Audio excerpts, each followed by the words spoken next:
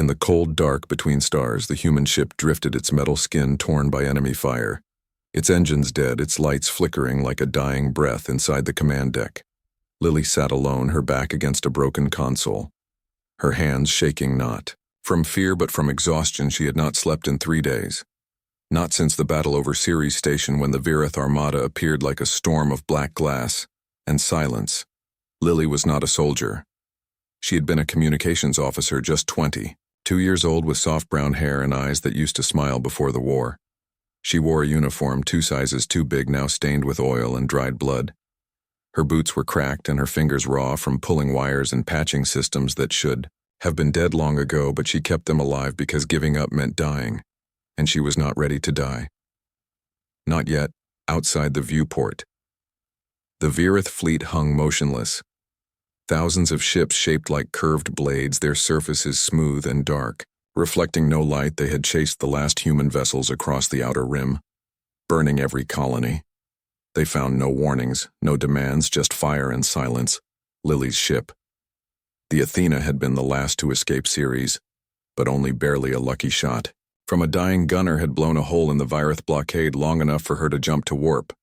But the damage was too deep. The core was failing, and now she floated in dead space waiting. She checked the oxygen levels again, 42%, and dropping the recyclers were broken and the backup tanks were almost empty. She had maybe 6 hours left unless a miracle happened. She closed her eyes and thought of home.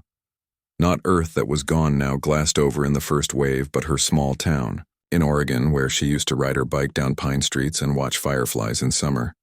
She remembered her mother's voice singing while baking bread and her little brother chasing squirrels in the yard, all gone.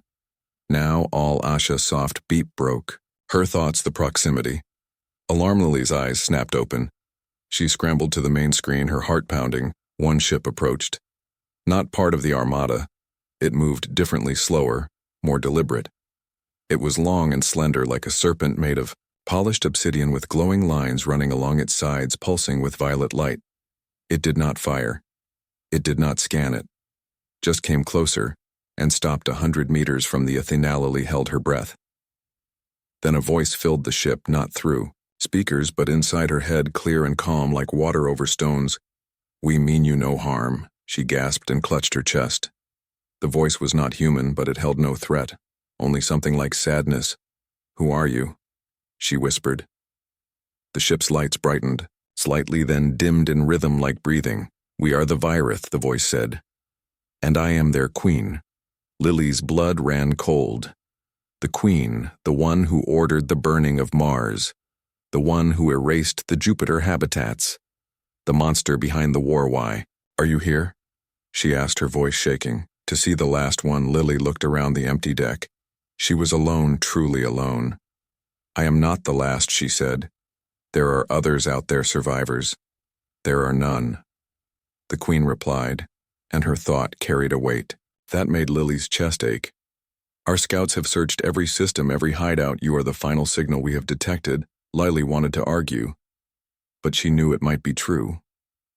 The last transmission she received was 3 weeks ago from a freighter. Near Neptune, it cut off mid-sentences. Islands stretched between them. Then the queen spoke again. "Will you let us board?" Lily hesitated. She had weapons, a sidearm, and 2 plasma charges hidden under the floor. But what good would they do against an alien? Queen and her warriors. "What will you do to me?" "Nothing," the queen said, "only look upon you."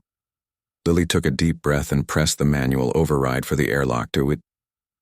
The hiss of equalizing pressure echoed through the ship. Then the inner door slid. Open figures entered, tall and thin, their skin shimmering like wet stone, their eyes large and black with no whites. They moved without sound, their long limbs graceful like dancers. They wore no armor, only flowing robes that shifted color with their mood. These were not soldiers. They were attendants. They formed a line and stepped aside. Then she came. The queen was taller than the others, her body strong yet elegant, her skin a deep indigo with faint silver markings that glowed softly. Her hair was not hair but strands of living light that floated around her head like a halo, and on her brow rested a crown not of metal but of crystal that pulsed with a slow, steady rhythm like a heartbeat.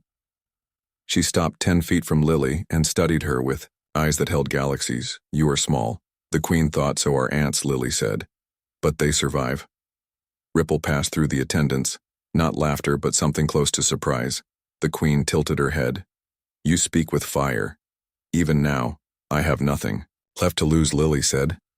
The Queen stepped closer, her bare feet making no sound on the metal floor. She looked at Lily's hands, at the burns on her arms, at the dark circles under her eyes. You fought to keep this ship alive. I had to, for whom? For everyone. Who died?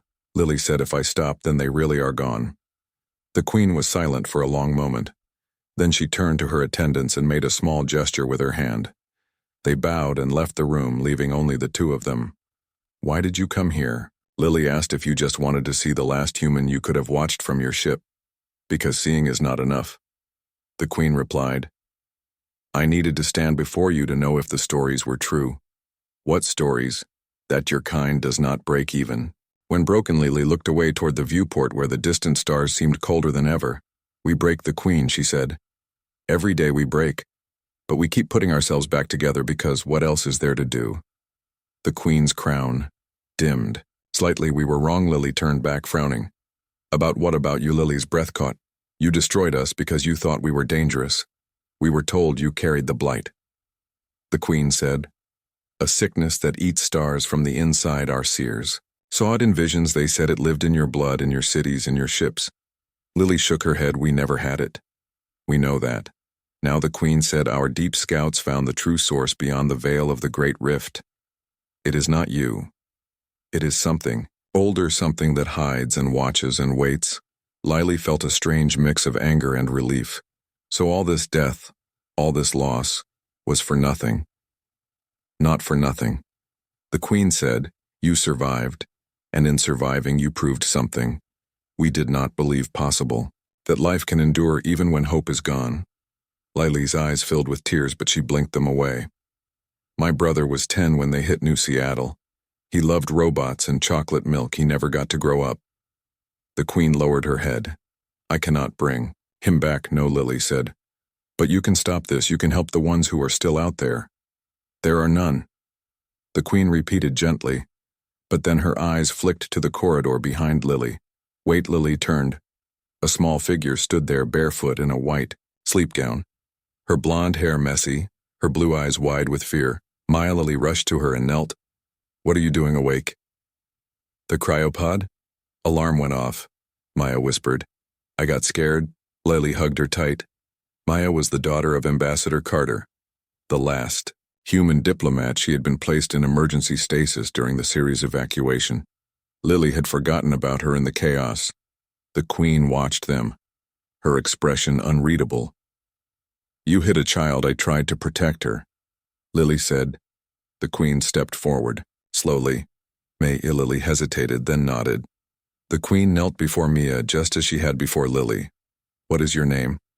Little one, Mia whispered. The Queen smiled, a small movement of her lips. Mia, you are safe. How do you know my name? The ship told me, the Queen said. All things speak if you listen. Mia looked at Lily, who gave a small nod. The Queen reached out a hand, not to touch but to offer. Will you come with us? Where? To a place where you can grow, where you can laugh again.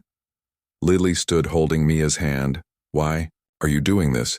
Because we owe you a world, the Queen said, and we will spend lifetimes repaying it. Lily looked at Mia, then at the broken ship, then at the stars.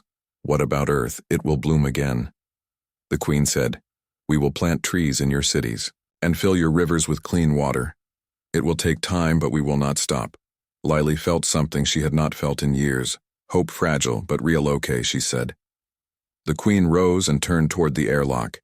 Come. As they walked, Lily glanced back at the Athena, her home for the last year, the place where she had cried and fought and almost died. You can let go now, the Queen said, as if reading her thoughts. Lily took a deep breath and stepped onto the alien ship. The door closed behind them, and the Virith vessel turned away from the wreck, its violet lights brightening like a sunrise in the dark, on the bridge of the great ship. The Queen stood beside Lily and Mia as the stars blurred into streaks of light. During warp. What happens now? Lily asked. Now, the Queen said, we find the true enemy and we end this for good.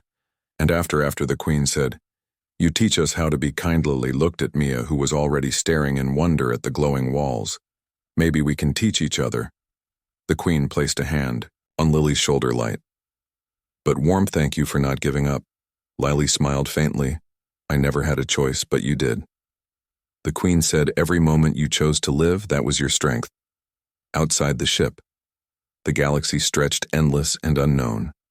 But, for the first time in years, it did not feel empty. It felt full of chances. Weeks passed aboard the Virath royal vessel, a ship so vast it felt like a living world. Its walls breathed with soft light. Its halls hummed with quiet energy. Lily and Maya settled into a chamber near the heart of the ship. Not a cell, but a home, with windows that showed the stars and floors that warmed beneath bare feet. At first, Lily slept with one eye open, but the Virath kept their word. No guards, no questions, just space and time to heal. Mia adjusted faster than Lily expected. The child had lost her parents during the fall of Europa Station. Yet here among aliens she began to laugh again.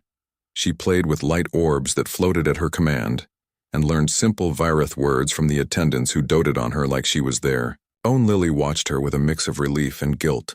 She was not family, just a stranger who happened to survive.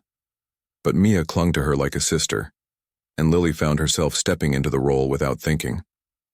The Queen visited often, not as a ruler, but as a guest. She sat on the floor with them, drank strange sweet tea from glowing cups, and listened as Lily told stories of Earth, of snow days and birthday cakes, of dogs that barked at squirrels and old movies that made you cry.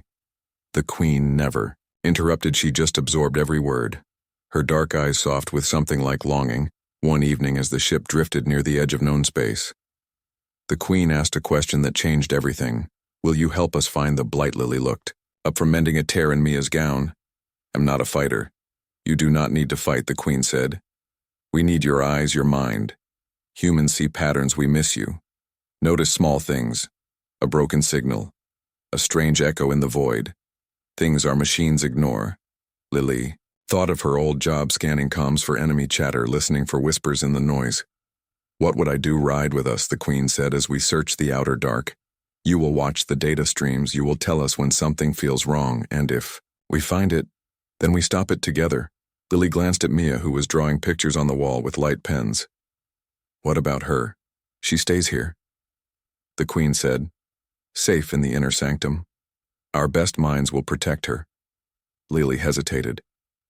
But she knew hiding forever was not living, and if the blight was still out there, more worlds would burn. Okay. She said, I will go. Preparations began at once. The royal ship turned course toward the Great Rift, a region of space long avoided even by the Virath. Its gravity twisted light and time, and no signal ever returned from beyond its edge. For 3 days they traveled in silence. The crew tensed, the air thick with worry. On the 4th day, Lily sat in the observation blister, a bubble of clear crystal at the ship's nose, staring into the swirling dark ahead. She wore a simple Virath robe, now her human uniform cleaned and folded in a drawer below. She felt lighter, not just in body but in spirit. The Queen entered quietly and stood beside her. You are quiet. I am thinking, Lily said, about how small we are out here. One ship against all that nothing. We are not nothing, the Queen replied. We are here, and that means something. Lily smiled faintly. My brother used to say. Stars were campfires lit by other kids, so we would not feel alone. The Queen looked at her. He was wise. Maybe he just wanted to sleep without nightmares. They stood in silence as the ship crossed the threshold into the rift space. Warped around them, colors bent into shapes that hurt to look at. For long, Lily's stomach churned, but she held on. Then a sound broke the hum of the engines, faint but sharp like glass. Cracking, Lily turned to the console beside her. Did you hear that? The Queen's eyes narrowed. Our sensors show nothing, but Lily trusted. Her ears more than machines. She had learned that during the warplay, the last 10 seconds of audio, she said. An attendant obeyed, and the sound came again. A whisper, not in any language, but a pattern. A rhythm. There, Lily pointed. It is not random. It is calling. The Queen studied the waveform, her crown pulsing faster. You are right. She gave orders. At once the ship slowed. Its shields rose, and all eyes turned to the dark ahead. Hours passed. Then a shape appeared. Not a ship, but a mass of tangled metal and bone fused together like a tumor in space. It floated without motion, yet it radiated cold. A cold that made the ship's lights flicker, the blight. The Queen whispered. Lily felt dread coil in her gut, but also clarity. This was the thing that had caused all the pain, the lies, the burning of worlds. What do we now learn? The Queen said, then we destroy. But as they moved closer, the mass shifted. Not with engines, but with will. A tendril of black metal uncoiled and reached toward them, not to attack, but to touch. Lily's console lit up with data streams, numbers and symbols flashing too fast to read. But one signal stood out, a human frequency, old and broken. It is broadcasting, she said. It is using our signals. The Queen stiffened. Why? To lure us, Lily realized. It knows we are coming. It is using our past against us. Suddenly the walls of the ship dimmed. The light stuttered and Mia's voice came over the comms, faint and scared. Lily's heart stopped. My AI, I am alone, the voice said. Come back. That is not her. Lily said, it is mimicking her, but the sound tore at her anyway. She had promised to protect Mia, and now the blight was using that promise as a weapon. The Queen placed a hand on her arm. Do not listen. It is not real. Lily took a deep breath and focused on the data again, past the fake voice.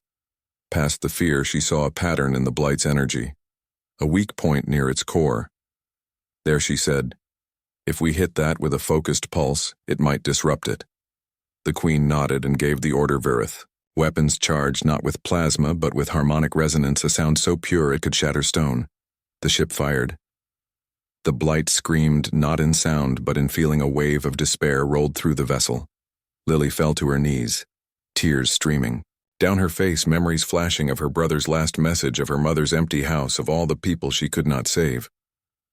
But she did not look away. Again she shouted. The ship fired a second time. This time the blight cracked open like an egg, and inside was not machinery or flesh, but a swirling void, a hole in reality that pulled at light and thought. It is a gateway, Lily gasped, to where I do not know, but it is not done yet. The blight's pieces began to reassemble faster now, angry. Must leave, the Queen said. Not yet, Lily said. If we run, it will follow. It will find Mia. It will find others. Then what do you suggest? Lily looked at the core, the weak point still glowing faintly. I need to get closer. That is suicide, maybe, but if I can plant a feedback charge right at the center, it might collapse the gateway from the inside. The Queen stared at her. You would die. Maybe, Lily said. But if it works, Maya gets a future. The Queen was silent. Then she nodded. We will get you there. A small shuttle, detached from the royal ship, sleek and fast. Lily rode inside alone, her hand steady. Now her mind clear. She wore no armor. Just the robe and a small device in her palm. A Virith charge that would sing the blight to sleep as she approached the mass. It reached for her not with hate but with hunger. It wanted her memories, her pain. It wanted to wear her like a skin. But Lily did not give it time. She flew straight into the crack in its shell. Inside was silence. No sound, no light, just a feeling of endless fallings. She activated the charge. The song began soft at first, then louder, filling the void with a melody made of starlight and sorrow. The blight thrashed around her walls of metal and bone, closing in. But the song held it back. Lily closed her eyes and thought of Mia laughing in the garden they would plant on the new earth. Then, light pure and white, it burst from the charge and spread through the blight like fire through dry grass. The gateway collapsed in on itself, folding space and time until there was nothing left but empty dark on the royal ship.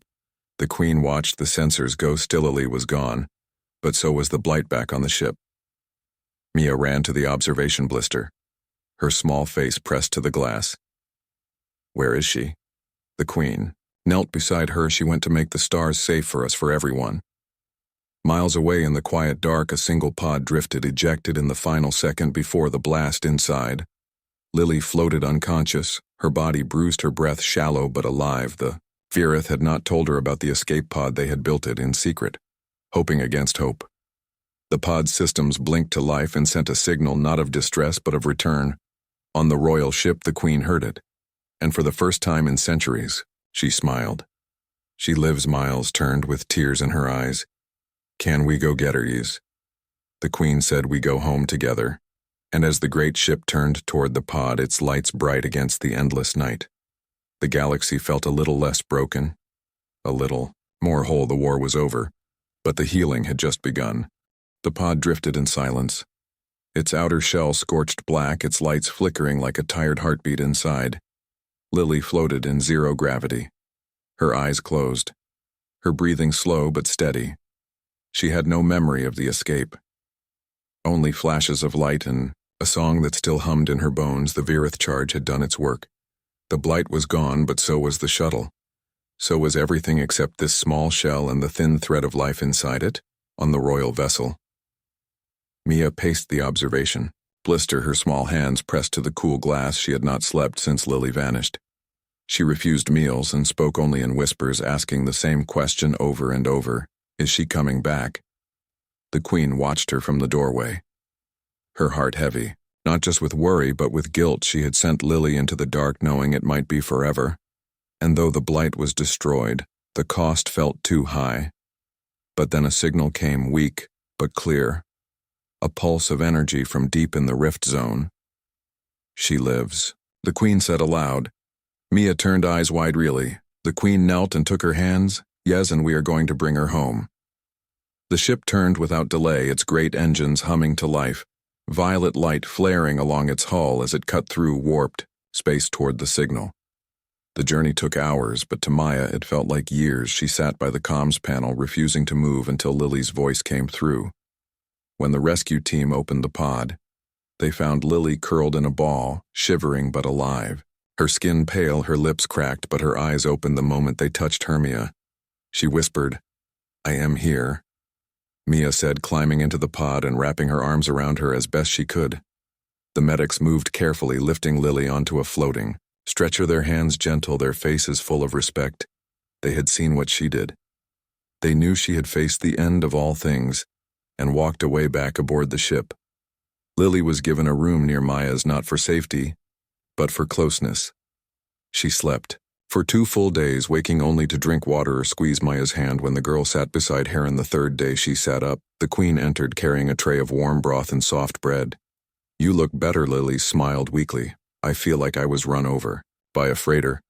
"You nearly were," the Queen said, sitting beside her.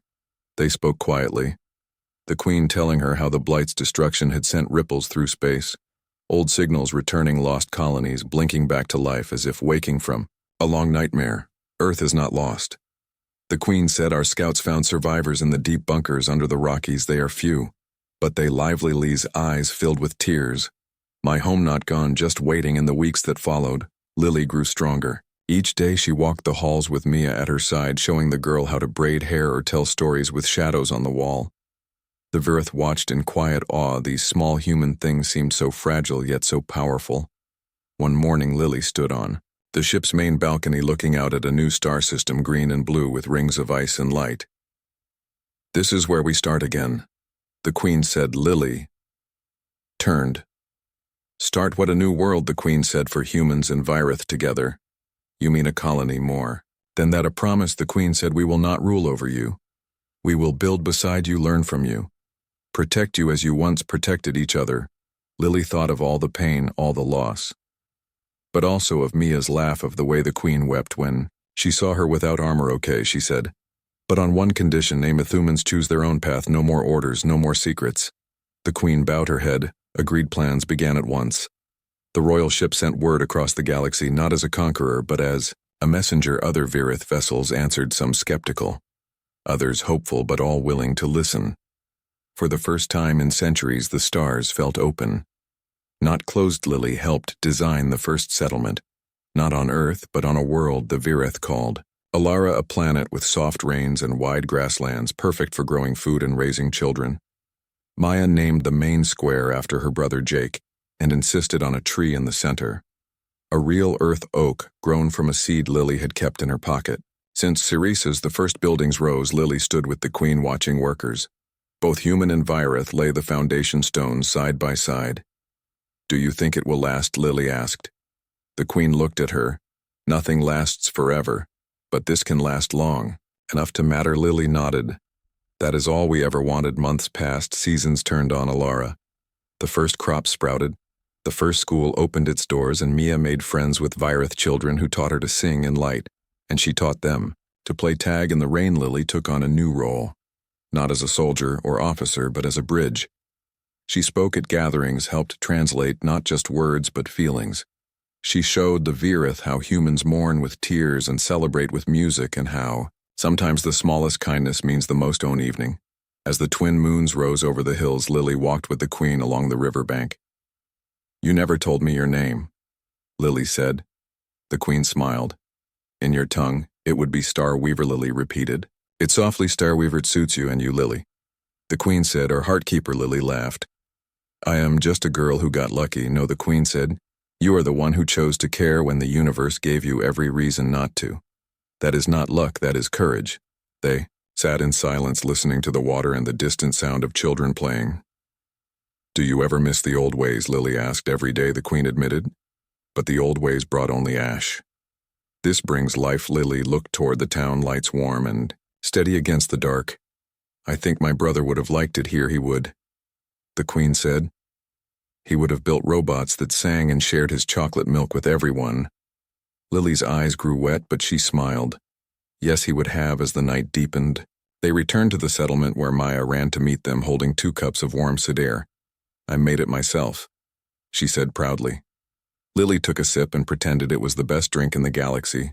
"It is perfect." Later that night, as Lily lay in her room, she listened to the sounds of the new world outside, crickets and wind and the soft hum of Virith lights.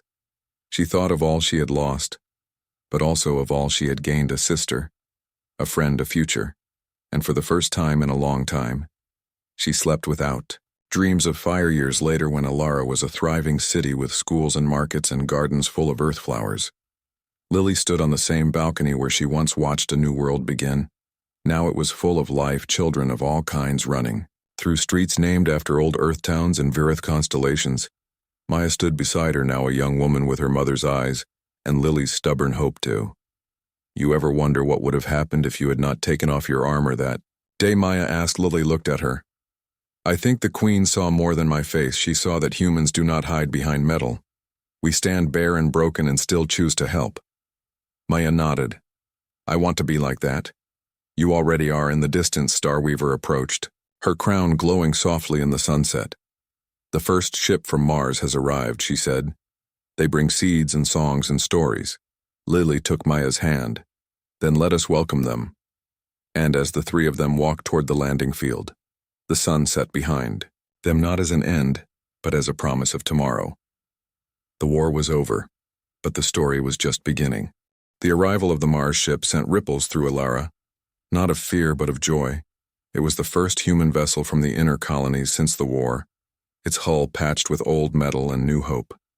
It carried 23 souls, farmers, engineers, teachers, and 1 old botanist who wept when he saw the oak tree in the square. Lily stood at the landing pad, her hair longer, now tied back with a simple cord, her hands no longer shaking.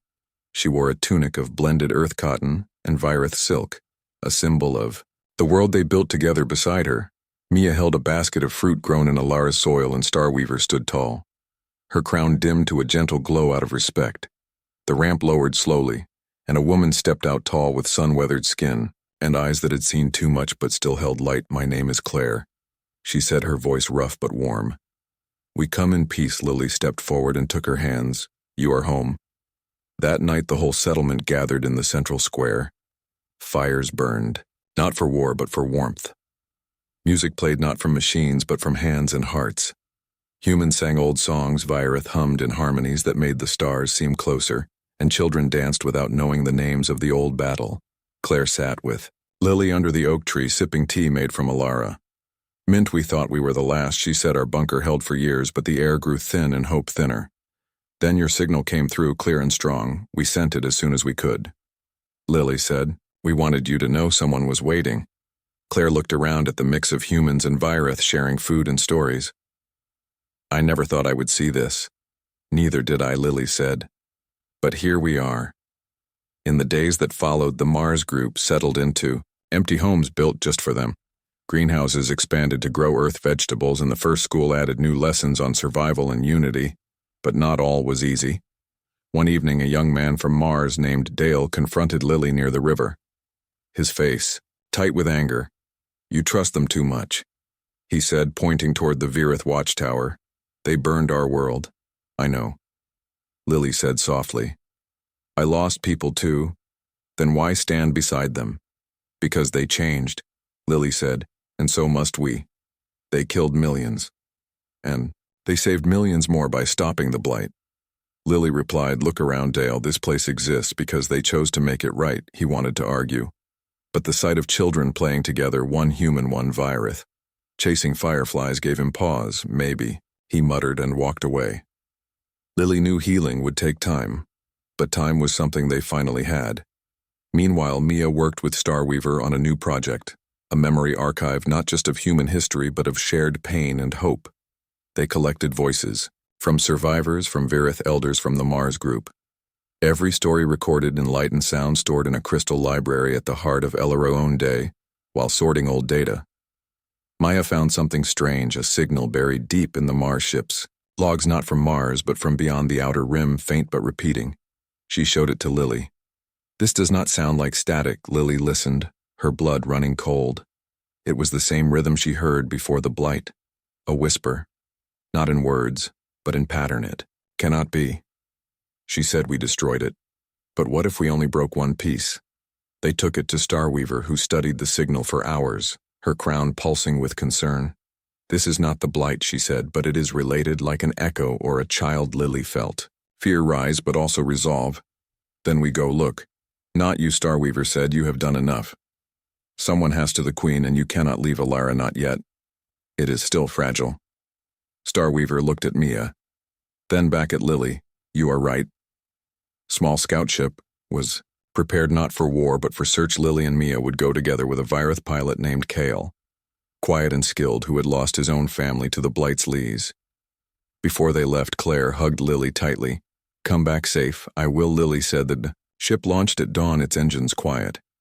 Its mission secret. They did not want to cause panic. For 2 weeks they traveled through quiet space, scanning for the source of the signal. It led them not to a rift, but to a dead moon orbiting a cold star, the surface scarred with old ruins, not human, not Virith, but something older. They landed in a crater and stepped onto gray dust. "This place feels wrong," Maya whispered. Lily checked her scanner. The signal was strongest here, coming from below.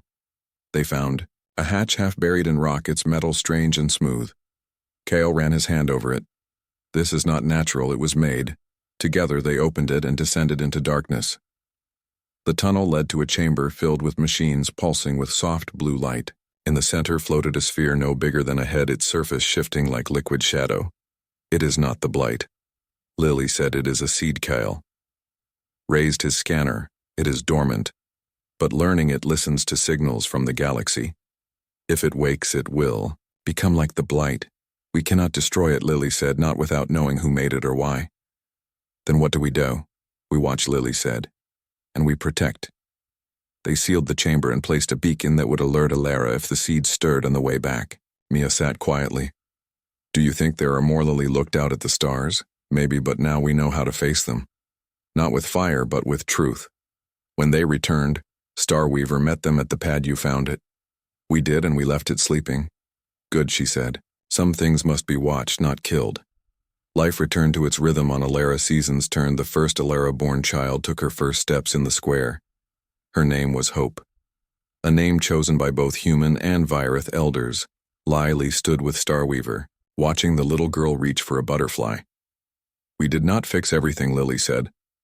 "No," Starweaver replied, "but we gave them a chance to fix it themselves." One evening as the twin moons rose, Lily walked alone to the edge of the settlement where the wild grass met the forest. She sat on a rock and looked up at the sky full of stars, not as points of war, but as lights of possibility. She thought of her brother, of her parents, of all the faces she would never see again, but also of Mia's laugh, of Claire's strong hands, of Kale's quiet loyalty, of Starweaver's tears. She was not just a survivor anymore. She was a beginning back in the square. The music played on humans and Virith singing together under the same sky and far below the surface of a dead moon. A seed slept undisturbed, watched over by a promise. The galaxy was still vast and full of unknowns, but for the first time in generations it was also full of care. Lily stood and walked back toward the lights. Not as a soldier, not as a victim, but as a keeper of the flame that refused to die. And in her heart she knew this was only the start of what they would build together, not a perfect world, but a trying one, and that was enough. Years flowed like river water over Alara. The settlement grew into a city not of steel and noise, but of wood and song. Its streets lined with trees from earth and flowers that glowed softly at night. The people thrived, not because pain had vanished, but because they faced it together. Lily no longer walked with the weight of the last human on her shoulders. She walked with purpose, light and steady. Mia had become a teacher now. Her classroom filled with children of all kinds, human, Virith, and even a few born of both. She taught them history, not just of war, but of courage, of how one girl in a broken ship chose to take off her armor and change everything.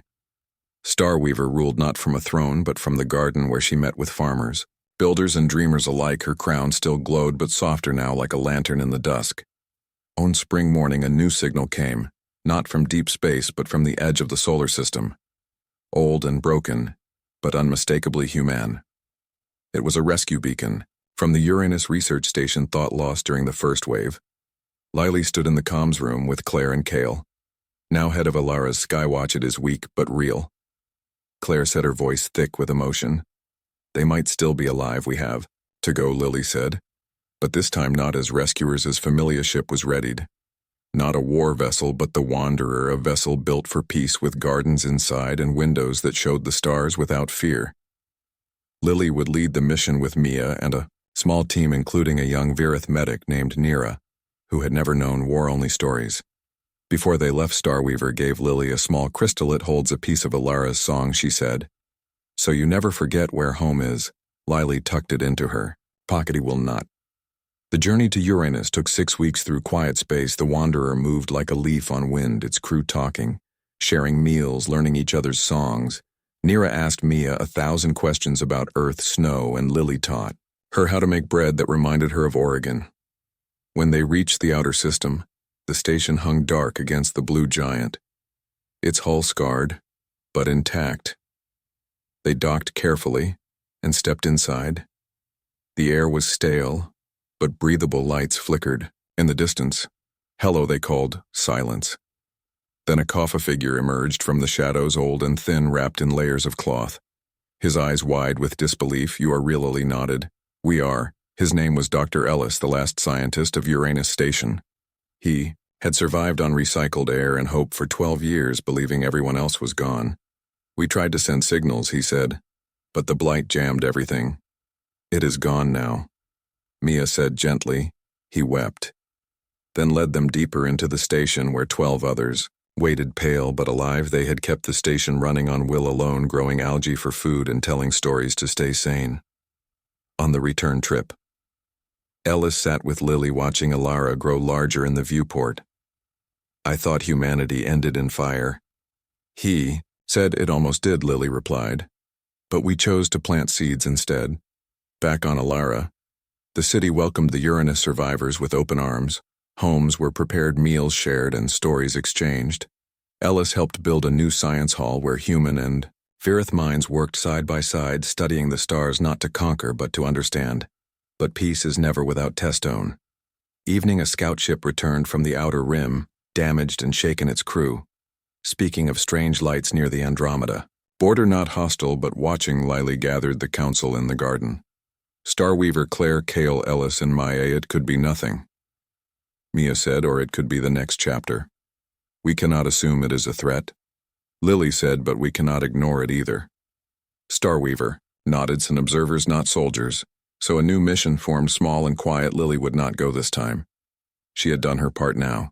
It was time for others to carry the light. Nira stepped forward. I will go. And with her went Jake, Claire's son, named for Mia's lost brother, a boy with bright eyes and a heart full of questions. They left on a ship called the Listener, its hull painted with symbols of many worlds. As it vanished into the stars, Lily stood with Mia and Starweaver. Do you ever miss the Old fight, Lily asked. Starweaver looked at the children playing in the square. I missed nothing that kept us blind. Mia took Lily's hand. You gave us this. No, Lily said we all did. Seasons turned again. Snow fell on Alara for the first time. A soft white blanket that made the glowing flowers shine brighter. Children built snow beings with Virith features and laughed when they melted. Lily walked off into the memorial grove where names of the lost were carved into living wood, not to mourn, but to remember. One day she found a new carving, her name beside others, not as a hero but as a friend. She touched it and smiled. That evening the wanderer returned, not with danger, but with wonder. They had met a new species, gentle beings of light who lived in gas clouds, and spoke in colors they had heard of Alara's peace and wished to learn.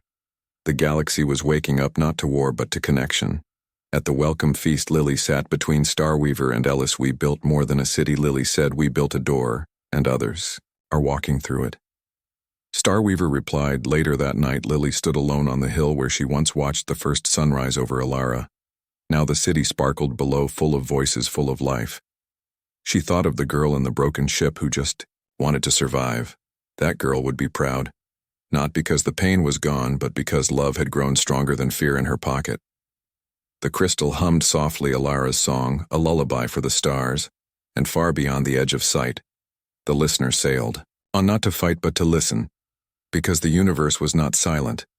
It was full of voices waiting to be heard, and on Alara they were finally learning how to listen back. The end.